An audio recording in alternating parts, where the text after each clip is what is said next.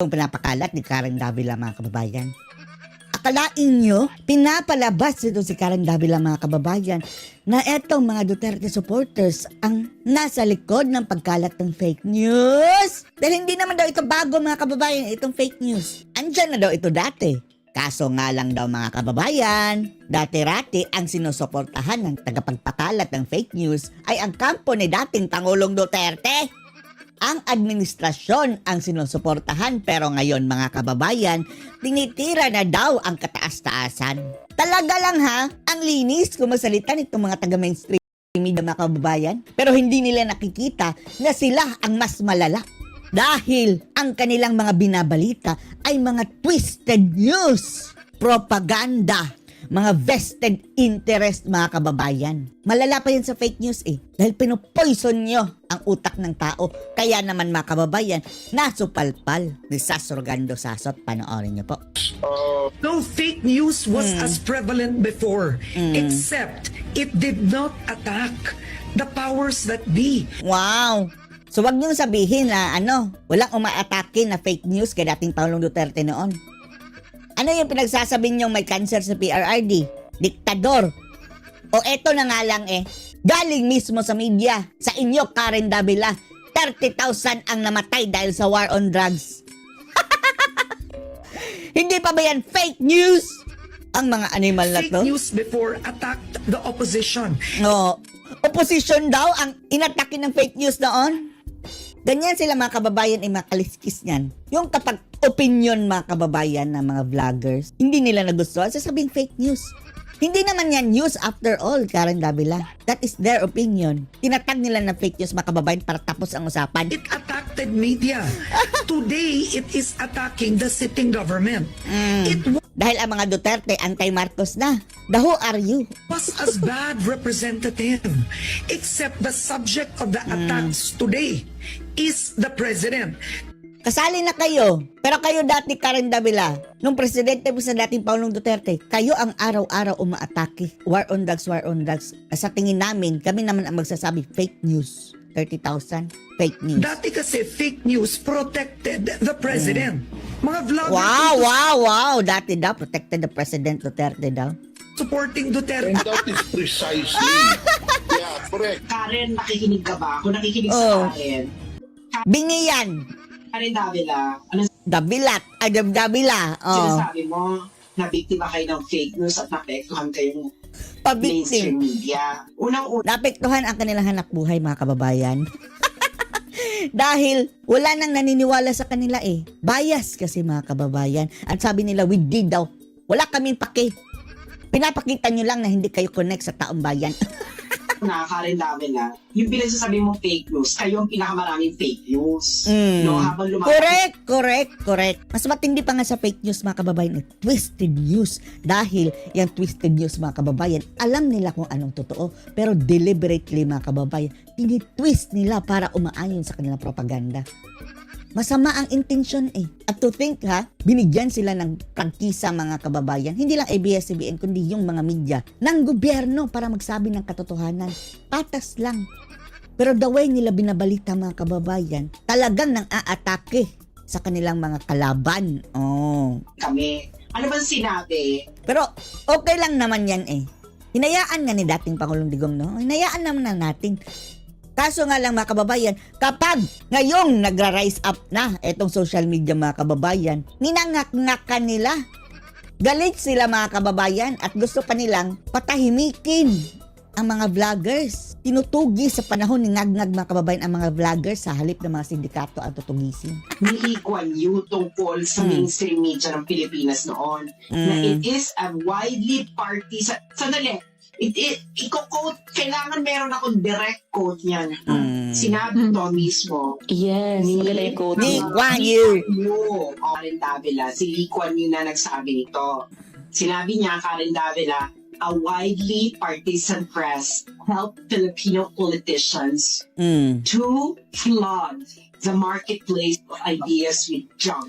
Junk idea. Talaga. Ngayon mga kababayan, hindi na nila magagawa yan dahil mayroon ng social media. Di ba 6 years silang tinatapunan ng putik si dating Pangulong Duterte? Sama-sama sila mga kababayan. Hindi nila napataob mga kababayan. O ngayon bakit hindi nyo binibira si Marcos Karen Davila?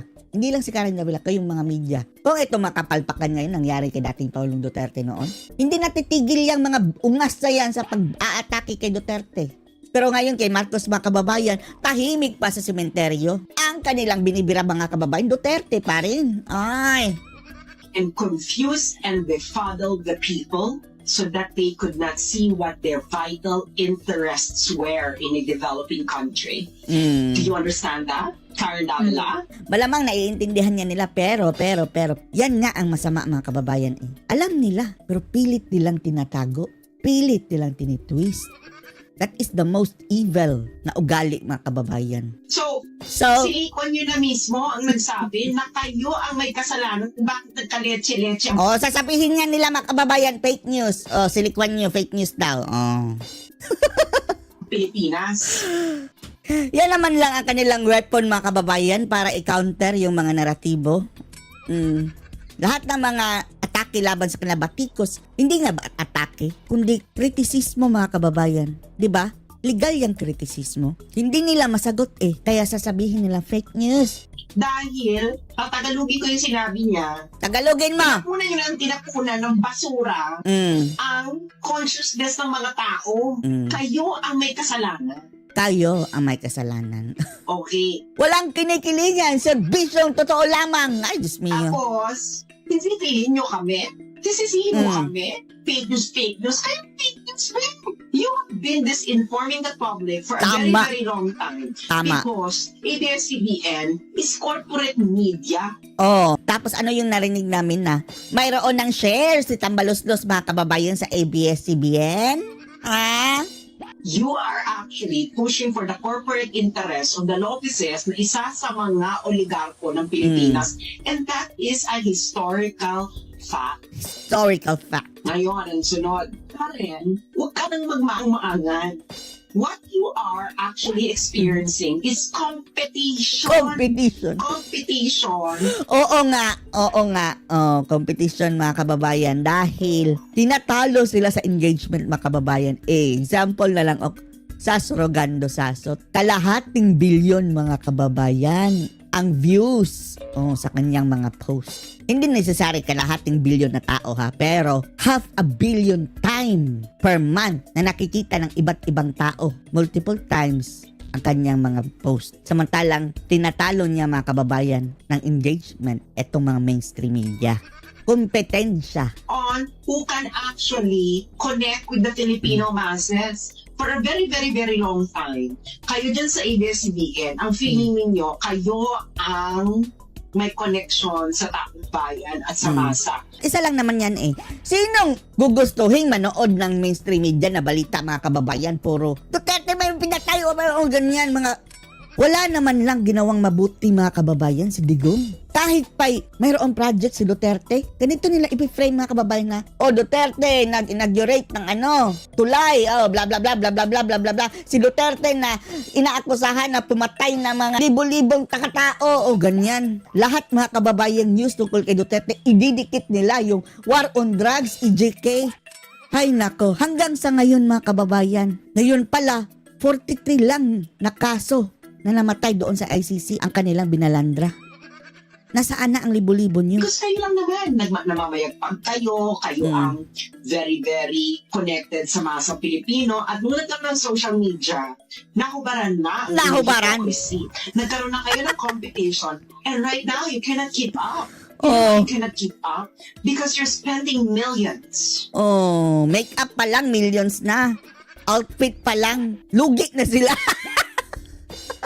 Darling, you're spending millions in order to connect to the Filipino masses when people like us only has our moisture. Kaya nga mga kababayan, itong mga vloggers kakagising lang. Wala pang ligo. Nagsipilyo lang, of course. Haharap na mga kababayan, pwede nang magsalita. Etong sina Karen Davila, Kaya ba nilang humarap dyan mga kababayan kung hindi sila mag-outfit? Libo-libo yung kanyang mga damit. Pati yung lipstick pa lang siguro. Make-up. Tapos pintura sa mukha. Ang kapal na ng mga nilalagay nila dyan mga kababayan. Magastos. High maintenance mga kababayan. Tapos tatalunin lang sila. Nagkakagising lang. Kagaya ni Sasurgando Sasot mga kababayan na may muta pa siguro sa mata. Oh. Kaya galit na galit. Oh. Anong masasabi niyo dito mga kababayan? Post your comments below. Aba. Ano ba itong pinapakalat ni Karen Davila mga kababayan? Akalain nyo, pinapalabas ito si Karen Davila mga kababayan na eto